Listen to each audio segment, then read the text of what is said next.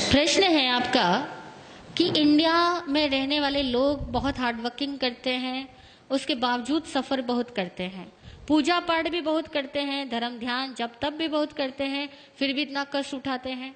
और फॉरेन में रहने वाले लोग इतना कोई पूजा पाठ जब तब करते ही नहीं है और उनकी लाइफ कुछ इस टाइप की है कि वो बहुत कम कष्ट उठाते हैं और बहुत जल्दी सफलता पा लेते हैं।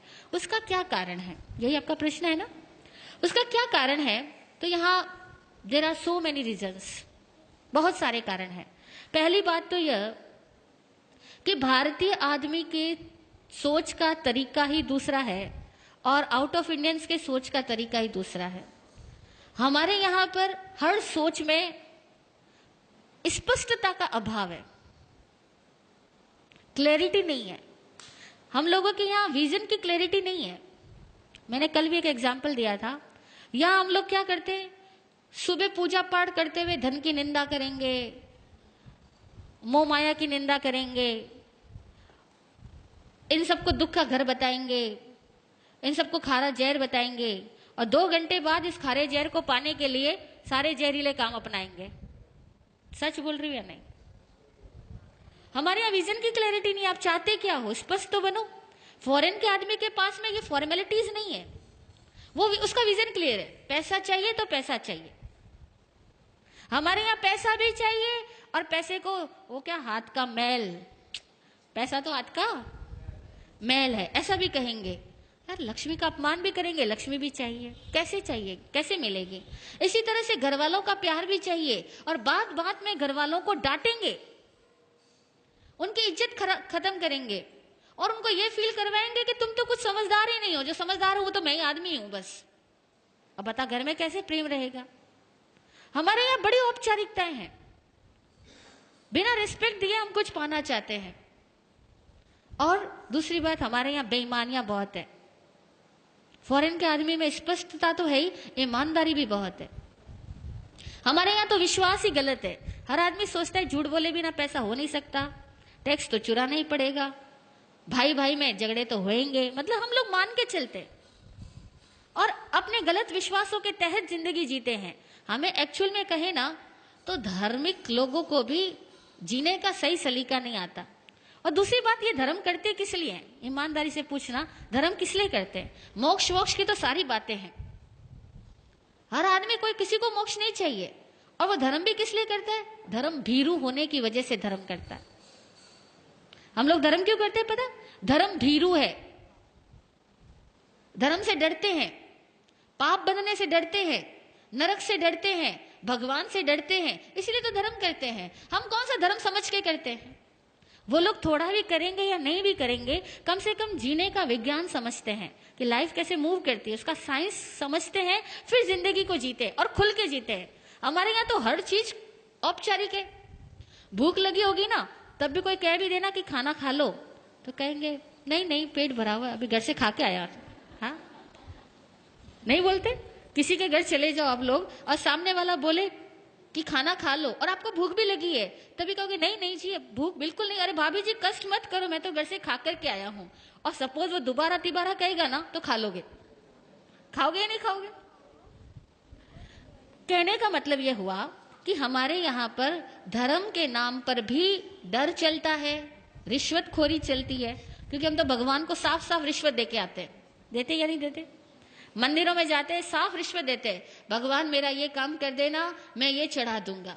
और पहले चढ़ा करके बाद में चढ़ाने का वायदा करके भगवान से अपने इच्छाओं की पूर्ति चाहते हैं। बड़ी अवैज्ञानिक तरीके से हम लोग भक्ति करते हैं, अवैज्ञानिक तरीकों से धार्मिक क्रियाएं करते हैं, क्योंकि धर्म को हम समझने की कोशिश भी तो नहीं करते, खाली हम रिवाजों को फॉलो करते हैं, लकीर के फकीर बने हुए हैं।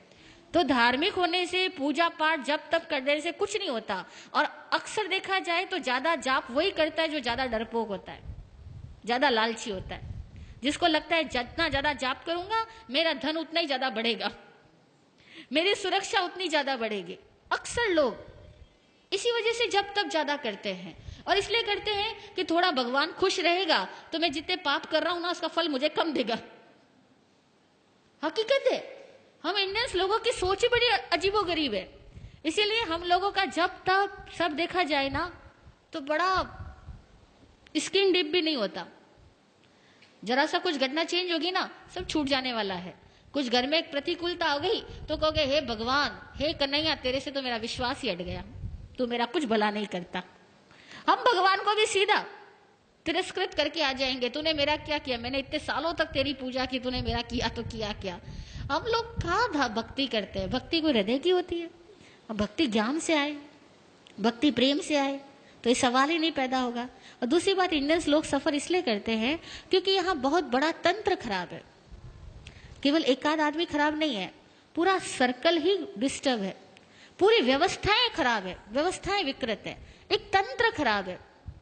जब पूरा तंत्र खराब होता है ना, तो एक सही, जैसे समझो एक बगीचे के अंदर बहुत ज्यादा प्रदूषण हो, गंदगी इकट्ठी हो, और वहां पे आप गुलाब के पौधे लगाओ, तो बेचारे गुलाब के पौधे अगर 100 लगाए हो तो 90 तो वैसे ही सूख जाने, वो गंदगी उनको पनपने नहीं देगी, खिलने ही नहीं देगी। और 10 लग भी गए तो उनकी खुशबू नहीं फैलने देगी, क्योंकि 100 गंदगी के ढेर और 10 गुलाब के फूल रख दो तो खुशबू आएगी या बदबू आएगी। तो हमारी इंडिया में तो प्रॉब्लम यह है कि 100 तो गंदगी के ढेर लगे हैं और 10 गुलाब के फूल हैं।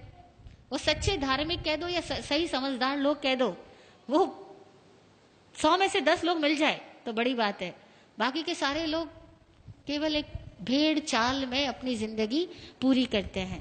इसीलिए इस इंडिया में तंत्र बिगड़ा हुआ होने की वजह से बहुत चीजें बिगड़ी हुई है। दूसरी बात, इंडिया के लोग ऑनेस्ट नहीं है, जितनी समझदारी की बातें हम जानते हैं ना, उसको फॉलो नहीं करते। आपने कितनी बार सुना सफाई रखनी, यत्न से काम करना, लेकिन अभी यहां भी खाना होगा ना तो भी लोग सफाई नहीं रखेंगे, यत्न से काम नहीं करेंगे। कितनी बार सुना होगा अपना काम खुद करना, बच्चों को हम कहते हैं अपना काम खुद करना, लेकिन आप इतने बड़े हो गए, आप भी यहां से जाओगे ना, कोई लोग ये नहीं सोचेगा कि कुर्सी का ढेर पड़ा है, अपनी कुर्सी उठा के उसी पे रखूं। हर आदमी कुर्सी छोड़ के ही जाएगा।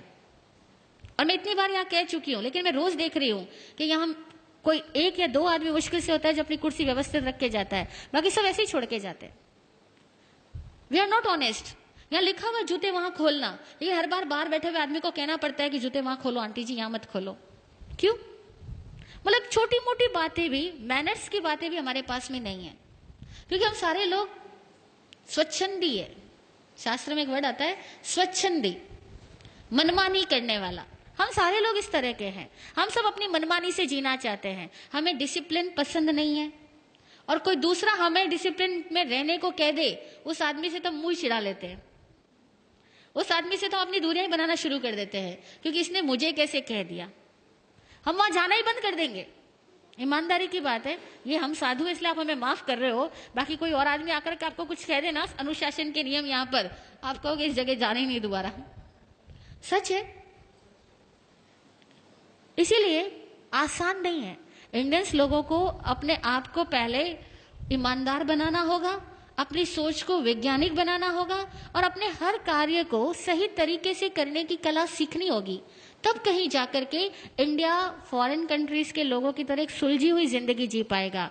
और कम से कम हमारे यहाँ साधु संत भी, सॉरी टू से, गुस्ताखी माफ, मिच्छामि दुक्कडम, साधु संत भी लोगों को जीने का सही तरीका नहीं बतला पाते हैं। वे भी लोगों को डराते हैं अथवा लालच से भरते हैं, और साधु संतों के कारण भी हमारे समाज की सभ्यताएं विकसित नहीं हो पाती। और ये भी एक बहुत बड़ा कारण है कि साधु संत खुद भी समझदार नहीं होने की वजह से इतनी सारी पब्लिक के लेवल को रेज नहीं कर पाते, और फिर जो वाकई समझदार लोग हैं वो साधु संतों के पास आना भी पसंद नहीं करते, नहीं पसंद करते। उसका कारण साधु संत स्वयं है। तो दुनिया में भारत में इतने ज्यादा सन्यासी है, इतने ज्यादा साधु लोग हैं, हर धर्म के अंदर, हिंदुओं में भी हजारों भरे पड़े हैं, जैनियों में भी भरे पड़े हैं, इतने साधु है। लेकिन वो सारे साधु ईमानदारी से अगर साधु होते तो भारत का कुछ और नक्शा होता। लेकिन हम लोग ईमानदार साधु नहीं और ईमानदार समणोपासक नहीं, अब दोनों में ही कमियां हैं। तो भैया ऑल ओवर कहते हैं अब जैसा बाप वैसा बेटा, तो करे क्या, है ना। ओके, जय हो। हाँ बोलिए सुनीता जी।